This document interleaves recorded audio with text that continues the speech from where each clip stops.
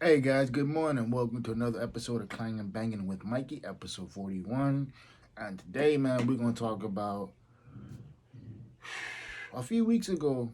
I had mentioned something about learning how to walk away from any type of situation, whether it's a relationship, whether it's a friendship, whether it's just, you know, platonic friendship or whatever it is.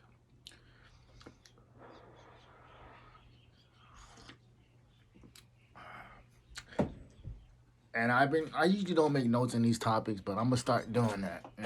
Anyway, yeah, man. This podcast is about learning how to walk away from a situation that doesn't really, benefit you anymore. It's become more of a distraction.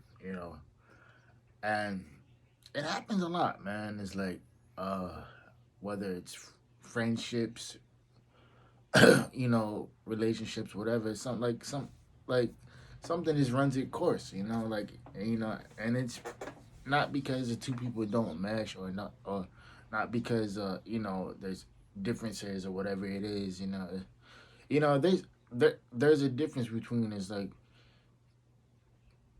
you recognize when the situation is over with and trying to force it. And it's like, and it's like you can't force anything. You can't force somebody to feel something for you that is not there. You can't force communication.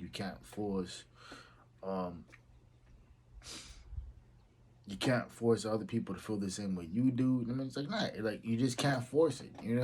Like you have to realize that okay, it's ran its course. It was fun, but just keep it pushing. And it's a lot of the times, man, it's like breakups, whether they're like I said, friendships, relationships, whatever. They suck because you slowly start to see the person that you spent all day every day talking to about everything, and now you're being ghosted. Now you're being left on red. Now phone calls ain't been returned. And it's like you stop texting because it's like, yo, it's like, do I text or do I not text? Because it's like now it's like I may or may not get a response. Or when somebody tells you like, yeah, you know what, everything's overwhelming, this and this and that. And I'm like, you know, take stock into what they're not saying.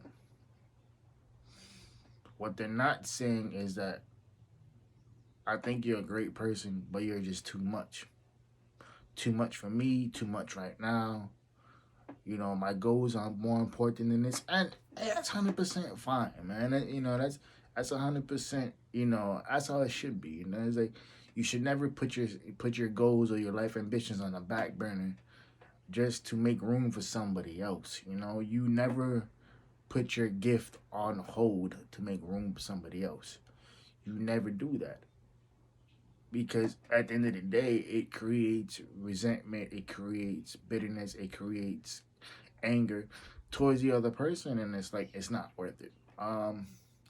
Shannon Sharp said on First Take I think a couple weeks ago, he said two people can move a couch real easy.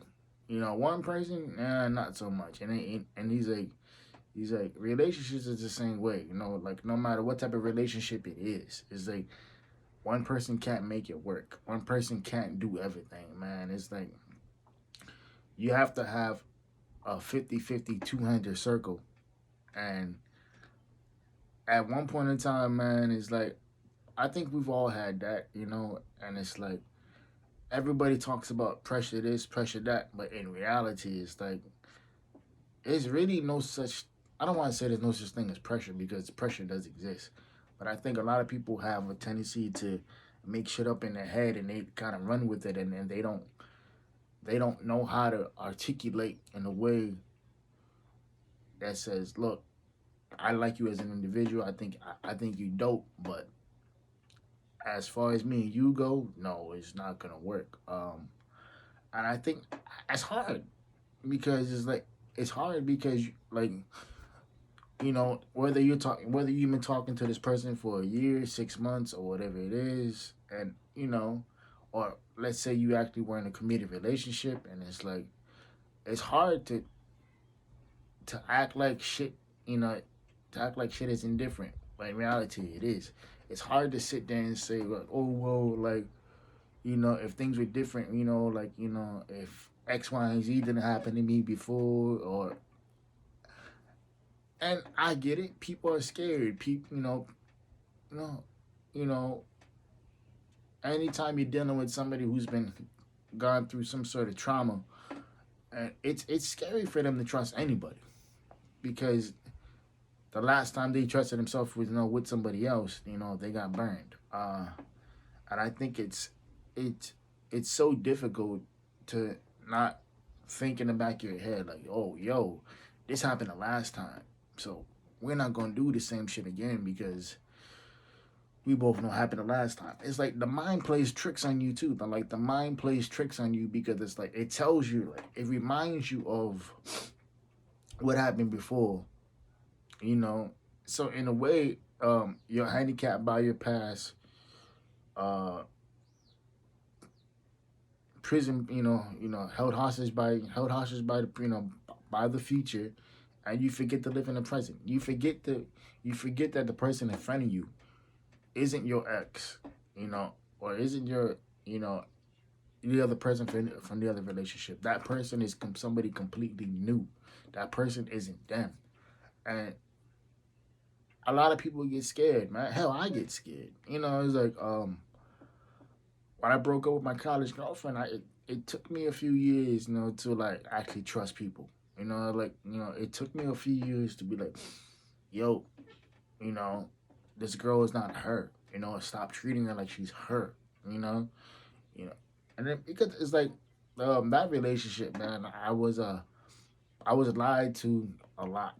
You know, I was left in the dark a lot.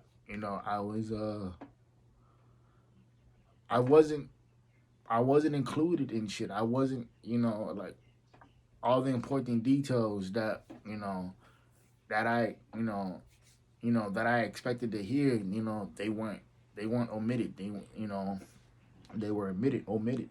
And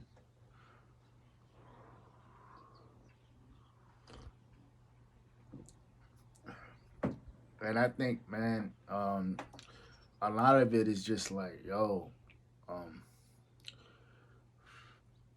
anytime you go through any sort of trauma, you know, it's really hard to trust people. It's like I ran across this quote last night on Instagram. It said a lot of us who come from dysfunctional homes say that we always say we won't be like our mother, we won't be like our father. Our kids, won't have won't experience the same upbringing we did. And my, once I leave my house, wherever I live at is gonna be a home. And it's true, man. It's like dysfunction is trust, and it's like mistrust or abuse or neglect or anything like that, man. It's difficult because a lot of people will be handcuffed by that. They don't. They think everything else that they've gonna experience or they've experienced, is right, and when it's really not. And I think for a lot of people, it's very very traumatic because you're looking at it like, damn, okay, um, here's here's what happened the last time, and like I hope it doesn't happen before. Uh, and I think a lot of people, man, is like they think of bad scenarios in their head, uh, and thoughts become things. But as trivial as it may sound, it's like thoughts do indeed become things. And if you don't know how to handle that, if you don't know how to deal with that, those thoughts will show up in your actions. Action becomes patterns. Patterns become lifestyle. And a lot of people, they don't realize that. They don't realize that what you say becomes words. And words become action, and action becomes patterns. And as much as you love somebody, man, or as much as you're in love with somebody, is like you gotta come to the realization that, yo, he or she may be great, and I'm not talking just sexually. It's like, nah. What I mean by that is like they spark your mental, they make you think, they make you want to be better. But at the same time, you have to realize that as healthy as this relationship once was, it's now become a distraction, and sometimes you have to remove yourself from said distraction, and you don't even have to say anything. You don't have to text. You don't have to call. Just fall back, and realize that your time and energy is better spent elsewhere, and most likely it's better spent on yourself. So, like, don't go out there doing some random shit like getting drunk every weekend or trying to find a breezy, every other weekend or every other night, because it's easy, but the real work is in here. You know, the real work is in here and up here. You have to control these two things in order to become a better person. And I'm a strong believer in, like, you can't be better for somebody else if you ain't better for yourself. There's no other way to explain this, man. But it's like, I think a lot of times it's like relationships, they run their course, and we just wanna hold on to the good times and the memories and everything. And it's like, yeah, memories are great. Like memories are what make life memorable. But at the same time, it's like, a lot of the times, man, it's like sometimes the best part of a person is the memories that they give you, is the lessons that they teach you, is is them helping you become a better person, and in terms you helping yourself realize how much of a better person you are. And I think a lot of people, man, is like, once they figure that out, once they figure out how to become that, individual, because like I said before, you can't be 100 for other people if you're not 100 for yourself. And as much as you love this person, sometimes, man, uh, as much as you would move mountains for them, as much as you want to assure them that, everything's going to be okay, that it's like, I ain't going nowhere, work on yourself, this and this and that, a lot of the times, man, it's not enough. A lot of the times, it's like you're dealing with an individual who he or she doesn't know what they want, so they end up pushing away a good thing because they're afraid of what happened before it's going to happen again. And no matter how many times you reassure them, after a while, you don't get tired. You start paying attention to the patterns, and then everything starts accumulating. Like I said earlier, you know, texting every day, talking every day. Okay, yeah, that's cool. Then it slowly dips and it slowly changes, and it's like, and then you start noticing every single time you want to kick it with them, it's like they have plans, but their plans don't involve you, or like they'll make time for everybody else but you. So it's almost like you went from being a priority in their life to an option. And once you realize that, man, it's like, just stop. Just fall back, because there's no point in chasing conversations. There's no point in trying to prove your worth. There's no point in doing all that, because they know what you're worth, but do you know what you're worth? And sometimes, man, when people let you win, you have a tendency to let your guard down, and you have a tendency, when people tell you traumatic things, you end up falling in love when all they wanted was friendship. So in a way, it's like you're already emotionally invested because, like, you know, you've had people tell you some pretty heavy shit, and you end up trusting this individual, and then you're like, yo, and then that L word pops up in there, like, yo, I think I love this girl, or I think I love this man, and then it's like, at the end of the day, man, it's like unrequited love is it's a motherfucker, because not that you have expectations, but you're like, yo, how can you do this to somebody? Yo, how can you treat me like this when